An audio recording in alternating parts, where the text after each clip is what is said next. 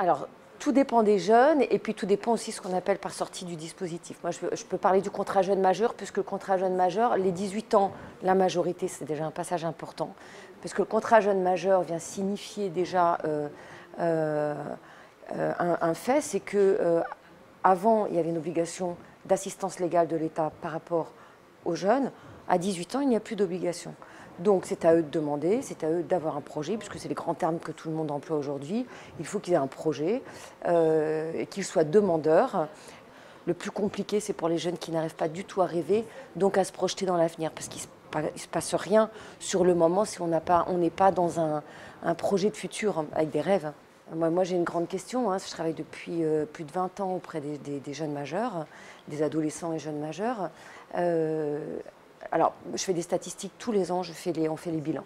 Quand je fais les bilans, en effet, on accueillait avant beaucoup de jeunes on mettait pas de projet.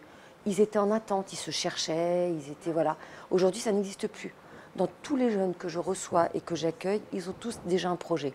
Donc, ma grande question, c'est où sont passés les autres? Parce que les jeunes n'ont pas changé, mais c'est qu'il y a excusez-moi de parler comme ça, mais un écrémage qui se fait au moment entre les 16 et 18 ans. Ce dictac du projet, c'est pas...